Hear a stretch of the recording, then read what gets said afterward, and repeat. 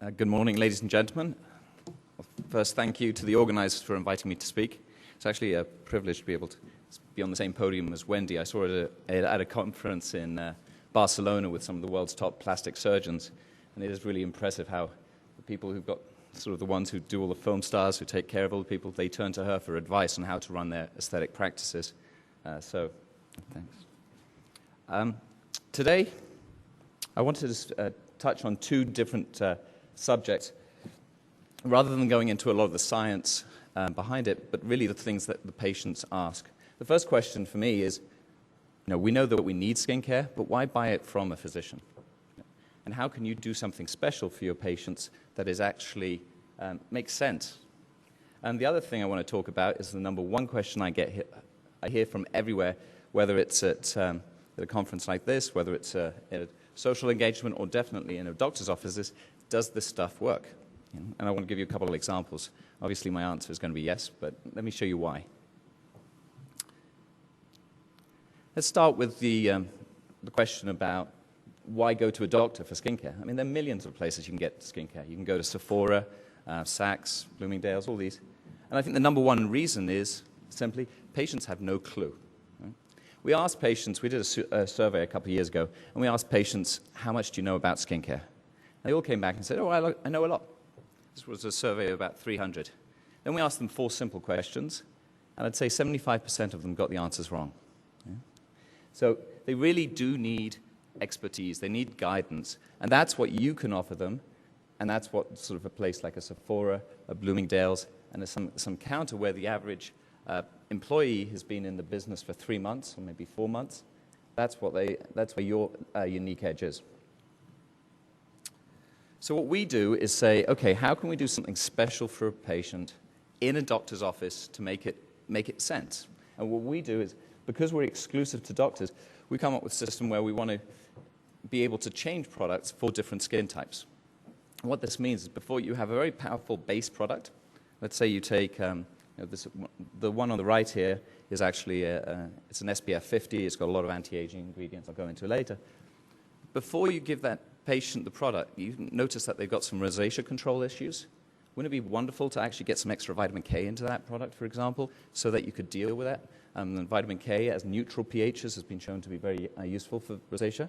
Well, that's what we allow you to do. You basically can take the small bottle at the side, you just pour it in and stir it before the patient gets it. It's a quick way of compounding, essentially, but the most important thing is that you're just making it simpler for the patient to get exactly what they need. A couple of other quick examples of other ways you can adapt the product. A patient who needs who has got issues with melasma obviously is going to benefit from tyrosinase inhibitors in their sunscreens. In that way, you can put something called a brightening booster in there. For another patient, maybe they got the number one concern is lines and wrinkles. You might want to use something like what we call MMPs, MMP inhibitors, matrix metalloprotease inhibitors. That, for example, is one of the ingredients in the firming booster. So it's, again, these ideas of being able to customize, change it. And what we've tried to do is, as well, keep it simple, and I sort of reflect what Lacey just said, is that you need to keep it simple and keep it easy for your patients. Otherwise, they're not going to use it. So what we do is we allow all of the products to be customized. And if you combine this sort of multi-purpose ingredients, so the base products here are extremely powerful. I'll be talking about them, or talking about base products in general in a moment. But you combine that with customization, you can get very, very few steps. You get few steps, you get high compliance. You get high compliance, you actually get results. I had a patient I was speaking to maybe a month ago or so, and they were trying one of our products, and they're like, I tried it for a week or something, or first they came and said, I don't really think it worked very well. And then so, well, how long did you use it? And she was like, well, I think I put it on twice. Because if it's just staying in a cupboard somewhere and it's not being used, it doesn't matter what's in it. We do a lot of magic in the industry, but that's not one of our acts. What we're also trying to do is to get to a place where the patient doesn't have to put one thing, then another, then another. Just keep it simple. A cleanser, a serum, a cream, that's enough. People don't want to spend 2.5 hours in the morning. I think for us as well, it's important because it's all about the expertise. We would never come up with a system like this and sell it in retail. or just purely on the internet, because, as I said, patients have no clue. So they have no clue. How could they know what base products they need, never mind what sort of products how to adapt them or mix them. And that's why we sort of stick with the doctor's channel, and that's where I think all the interest is. Okay. So let's talk about, does it work? I'm just going to give a couple of quick examples. I mean, the answer is yes. That's the first answer. When a patient comes to you and says, is this all nonsense? The answer is yes. I mean, the best answer to it is we just have to be totally incompetent and complete idiot to be spending millions of dollars of years in the industry on research and then bring out products that did nothing. And we're just not capable of that. So, I mean, there's a lot of money going into the research over the last years from companies sort of the size of Estée Lauder all the way down to the specialty pharma companies that we work with. A lot of these companies are offshoots of pharmaceutical companies.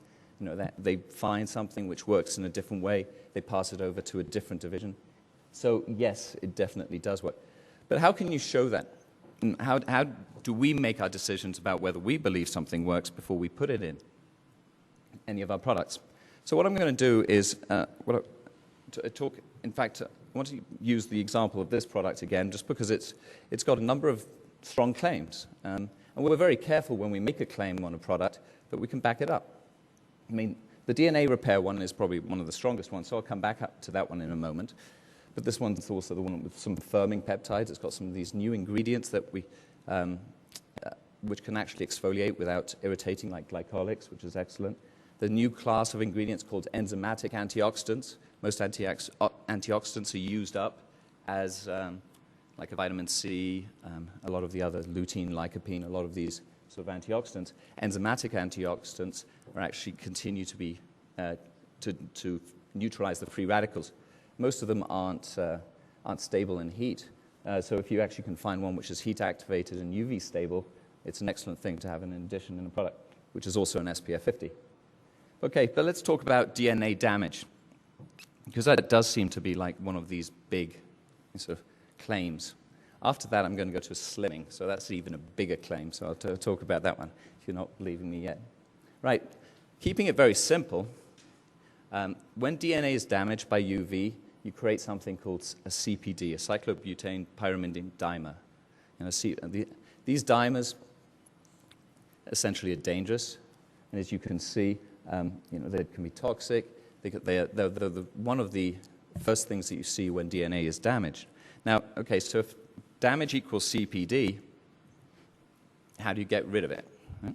Well, there's two ways you can get rid of CPD damage. One of them is you can just actually reverse that damage itself in what they call the redox mechanism, which is just a direct reversal of the electron transfer, which caused issues. Also, you can excise and repair, meaning cut out and repair it. Now, using an interesting ingredient or set of ingredients with amino acids, and some of them are named here, the proline, the tyrosine, you can actually do both of those things at the same time. So in one of them, you actually reverse the damage, and the other one, you speed up the natural enzymes which the skin has to repair itself. The skin's always is a very good. It's a very good mechanism by itself. It takes care of most issues very well. And what we always want to do is actually sort of push it further in that direction. So just speeding up the natural enzymes is one of these good ideas, I think, rather than fighting the skin. Okay, does that work? Well, this is, I think, a nice visual way of seeing that it works. I mean, this set of amino acids has probably at 20, 30 studies on it, but I think this sort of illustrates it. What we've got here is there's a way of actually marking CPD in the or staining it in the skin so that it looks red. That's quite simple. Right? This is the skin, these three. I guess that's obvious. So what you do is you irradiate the skin, you cause the CPDs, and in the first one all the way on the left, you can see lots of red. Now, I said that the skin takes care of itself, right?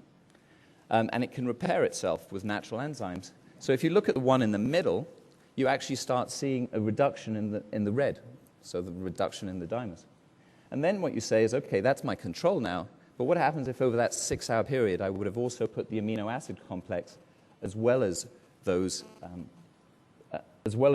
have the natural enzymes? Do I see less? And I do indeed.